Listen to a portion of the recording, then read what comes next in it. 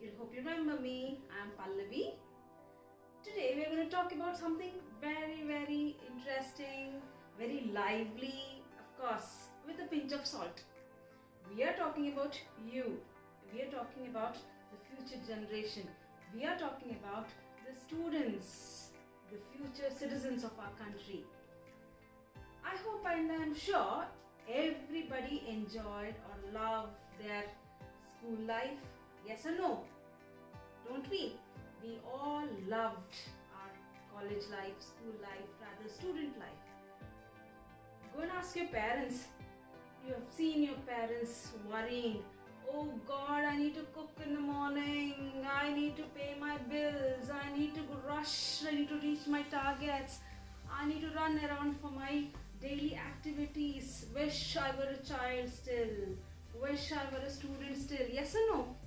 You are the blessed lot, my dear students. You are the blessed lot, because yet you have not come to that grind of the society. You have not come yet to that roller coaster ride of the life. Correct? Hope your guesses are right now. Hope you know what I'm trying to talk about. We are trying to discuss over here the next poem which has been prescribed for us, The Schoolboy, written by William Blake. Do you remember the Three Idiots movie? The day we are born, our parents will start thinking about our future. Yes or no? The day we are born, they would have set our future goals. A child would either become an engineer or a doctor. Of course, things have changed now. There are n number of opportunities for the kids. Back in our days, when we were kids, our parents would have expected that we should either become an engineer or a doctor. Not necessary, right? The child, when it is born, has its freedom to bloom on its own, to grow on its own, to set its future on its own. Of course, with the guidance of our parents. Yes, the same theme is being spoken about, is being told in this poem, The Schoolboy, written by William Blake. And who is this famous poet, an English poet, William Blake? He is a writer, a poet, printmaker, born in the year 1757. And you know what? He has just gone to school to learn the ability of reading and writing. He was out of his school when he was 10 years old, and he was taught at home by his mother, Catherine Blake. And there are a lot of very famous poems written by William Blake. You might have heard about the Poison Tree, correct? The Chimney Sweeper, the Tiger, Garden of Love. Yes? So, n number of poems are written by William Blake. The famous collection of poems, guys, you might be aware of. This collection of songs of experience and innocence. This poem is taken from the collection called the Collection of Experience. Now, let's know about the school days, students. In fact, when I asked my students, how was your school life? Did you enjoy your school life? And you know, the answers were mind-boggling. Few said that the punishments they were getting in their class when they were kids were really surprising, and it's very humorous to hear, guys. Few said that, ma'am, you know what, we were getting punished. We need to stand on the bench for hours together. Murga bhi bana rahe the hame. And you know what, we were asked to stand out for the whole period. And few girls in fact said, ma'am, you know what, we were eating at the last bench and we were caught, and we were all made to stand out the whole day. And the best part, you know, students, one of my students said that he was in second standard. Believe me, he was in second standard, and he was bunking the class on the pretext that I was not well, I am not well, you know, I have fever, I have cough, I have cold, I have stomach ache, etc, etc, etc. And he was in second standard. Just imagine how innocent the child would be, and how innocent the excuse excuses are. And of course, do you think the parents wouldn't be knowing? Do you think the headmistress or the teachers wouldn't be knowing? Of course they would be knowing, but they would have laughed at it because it's okay. He's after all a small kid. So these are the beautiful things, my dear children, or my dear students, you would relish, or you would have relished in your school life. Yes or no? Of course, you were getting punished, yet you would had loved your school days, because school days or student life is the golden period in anybody's life for that matter. Now let's get back to the poem, guys. The Schoolboy. Before I start the poem, please look at the picture which has been given there for your text, in your textbook, in your poem. What are the things you would notice there, my dear students? There are a couple of things you have to take care of, analyze before we understand the poem. The first and foremost thing, a classroom setting, correct? Few students are listening to the teacher like this. Few students are writing their notes diligently. Few students are in their dream world. Few students have got some imaginative bird in the cage. Correct? There are a lot of varieties of students you can find there. And another aspect, students, you can see set of students are playing in the ground. Yes, there are few students who are playing in the ground. And another picture which would catch your mind is a caged bird, an imaginative caged bird in that bubble. If you analyze the poem from the picture's perspective, you will understand what is William Blake trying to explain to us, trying to make us aware. The protagonist of this poem is a schoolboy, right? The protagonist is a person who is the main actor of a story. Say over here, the schoolboy. Just personalize all this, students. Put yourself in the child's shoes. You are supposed to get up in the morning, that too on a Monday morning, having a lot of Monday blues. The child, or rather you, are supposed to get up. Forget about the school kids, the kids of your age, the college going kids are being pushed out of the bed. Yes or no? The college going kids are being forced to get up. We have seen, we have experienced, we have heard this from our own students. They say, "Ma'am, it's so difficult to get up. Ma'am, I'm not able to sit because I'm feeling so dizzy because I haven't eaten my breakfast." Why is this? Because they are being forced to get up to get ready to go to school or to go to college. Correct? So, coming back to the first stanza of the poem, the child who loves to get up on summer morning. Of course, morning, such bright, such a wonderful sight to look around with lot of greenery, lot of chirping of birds. Yes, the child, of course, is ready to get up on summer morning. It's wish, or it dreams of listening to the birds chirping, the huntsman blowing his horn. Huntsman is a hunter. He wants to blow the horn. Why? To shoo away the birds so that he could hunt the birds. Correct? And the child also wants to listen to the skylark singing. Skylark is a type of bird. The child wishes to hear the skylarks singing. And it also reminisces, wow, what a sweet summer morning it could be, or rather it is. However, the dream is short-lived. Why is it short-lived? It is being forced, pulled out of its bed to get ready, to finish the household chores, to have food, and to go to school at the proper time. Fine, there is no other choice because we are in that state of learning, guys. We follow conventional method of learning. Yes, we follow conventional method of learning. That is rote learning method. We have a curriculum set. So we have to follow that curriculum because we are marked down or marked right, good, bad based on the marks we get. Correct? So whether we like it or not, whether our parents like it or not, the parents have to send their kids to the school. The children, they have to go to the school. Correct? So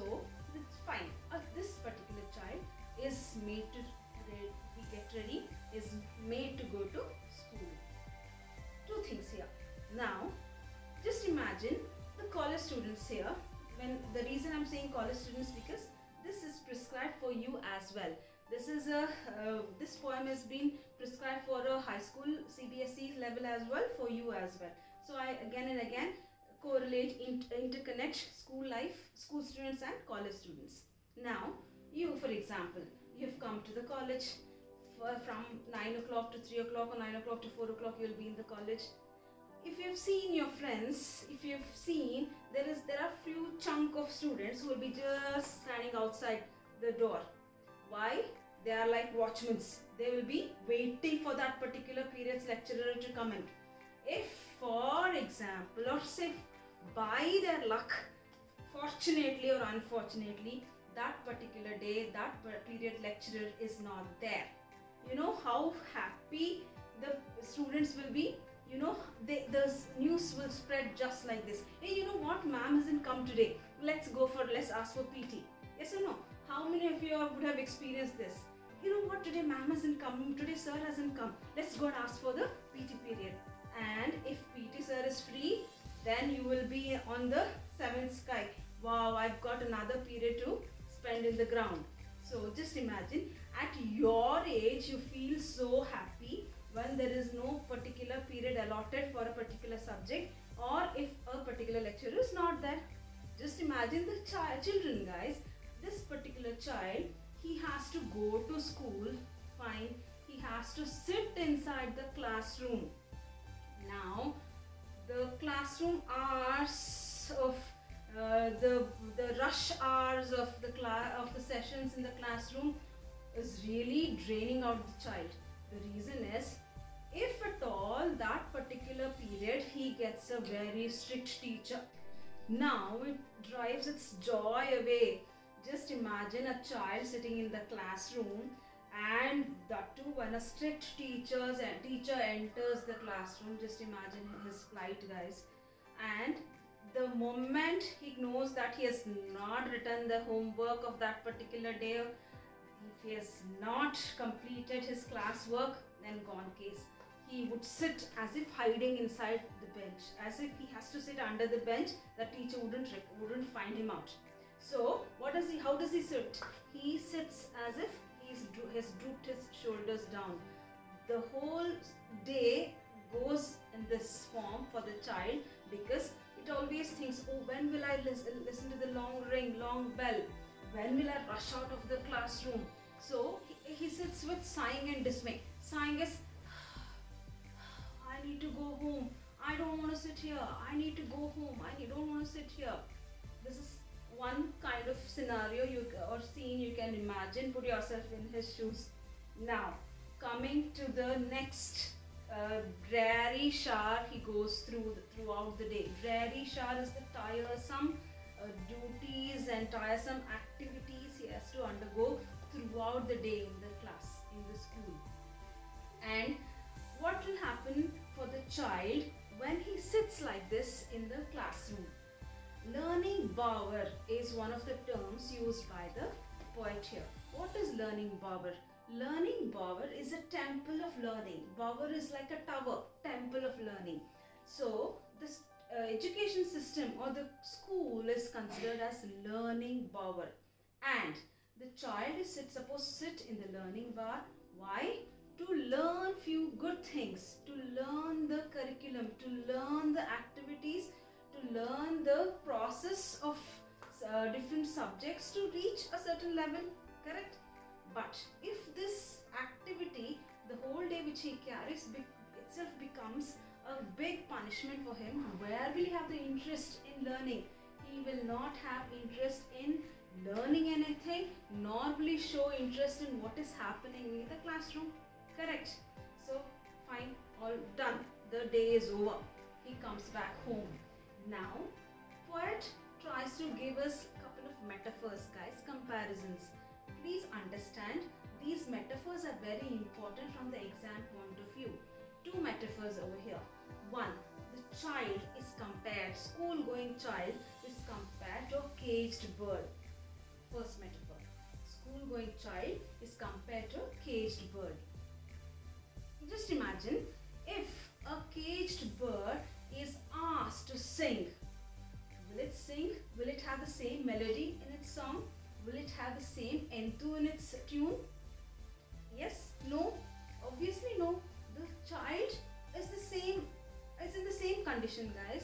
The child has to play, has to run around, has to fall and get up, has to know what is wrong and what is right. We will understand all this by the mistakes he's going to commit. He may fall, he may get wounded, fine. He will get up, he will know that if I have to do this, if I do something of this sort, I will fall. So I should avoid. So learn by practice. The child needs to learn by practice. Self-learning, my dear students, I'm talking about. The poet is trying to compare the child, the school-going child, to the caged bird. He's trying to ask us, parents, and he's trying to tell us, please understand the delicate mind, heart of the child. How will it enjoy its childhood if you put him in the setup, in the so-called setup of school, wherein he has to run around, he has to study, he has to write, he has to do that rote learning method of learning. How difficult the child would feel, how tough the child would feel to have all this in his lifestyle. Of course, as I said earlier, this is the norm of the society. The poet is also not denying that. He's trying to say, teach the children, teach the child. How will you teach the child? There is a kind of learning by practice. Let him learn by doing. Let him experiment on his own, not by punishing him like this. So the child wants to go and ask his parents, from the child's perspective as well, from the poet's perspective as well. The child goes and asks his parents, my dear father and mother, if the child is giving a comparison here, the second metaphor, guys, the child is going to ask his parents, my dear father and mother, if the buds are nipped from the plant, buds are taken away, it's been plucked away from the plant, what do you expect? How would you expect the bud or the plant to bloom completely? How do you expect the plant to give the flowers, the beautiful flowers? How do you expect the bud, the plant to become a big tree which could give shelter to the people around? So the child is asking the parents to please understand from my point of view as well. I am not able to go through this dreary shower every day of the rote learning method. Let me bloom on my own. Let me know the world on my own. Let me explore the world on my own. And by the way, students, have you asked or have you known why are you getting PT periods? Why is a period or 1 hour, or rather 2-3 hours in a week is allotted for PT? Why? Because the new institution or the education system is aware that a student's energy should be channelized. Otherwise, it will be bottled up inside. The energy should be allowed to flow out. The enthu which you have should come out with the activities you will do in the playground, like running, jumping, playing cricket, playing football, whatever athletics you play in your periods, in your PT periods. There is a reason behind it, because a student's energy is always bottled inside, because there is no chance for him to otherwise put the energy out. You've been put through the grind of teaching from morning till evening. If you get one period of PT, say one period in 2 or 3 days time, or rather in a week, at least 3 days of PT will actually channelize your energy. This is one of the best things that the education system has given us. Yes or no? Now, I am going to get the poem read out for you only the last two stanzas, because those two stanzas are really important for you to understand. The last two stanzas, I'm going to read it out for you, my dear students. Page number 12, everybody. Oh, father and mother, if buds are nipped and blossoms blown away, and if the tender plants are stripped of their joy in the springing day, by sorrow and care's dismay, how shall the summer arise in joy, or the summer fruits appear? Or how shall we gather what griefs destroy, or bless the mellowing year when the blasts of winter appear? Understood, my dear students, what the poet is trying to tell us? He's pleading, actually, he's trying to make the parents aware by giving these examples, these metaphors. He's trying to say, oh parents, please understand, if you are not allowing to help the children grow on their own, stand on their feet, what if some unforeseen incident happens in their life when they grow up? How will they get back on their feet? What if they morose down? What if they drain down inside the ocean of sorrows? They have to have that courage to stand up, get up like phoenix. Correct? How will that happen? Where can this strength come from? The strength, that courage, that confidence comes from the childhood memories, the childhood activities they have played. The reason is, my dear students, the child who has got a very, very adventurous childhood, the youth will also be very good. The old age will also be very smoothly driven. The reason is, when a child is allowed to grow on its own, it will understand the society on its own from its point of view. Say for example, something happens, some unfortunate incident happens, or some disappointment occurs in the child's life when he is a youth. How will the child react if he's got a strong roots of strong childhood? He'll say, that's okay. This is one of the experiences. I have n number of good experiences to face or to go through in the future. Just imagine, just compare the child which has been morosed in his whole childhood. How will his experience be when something of this sort happens? He would get scared. He would feel, oh my God, how will I come up? How will I get on to my feet again? See, that is the reason the poet is trying to say, as and when the child becomes the youth, and the child has to reach its mature stage as well, correct? From the childhood, the child has to become a youth. Another stage is the matured level, another stage is the old age, correct?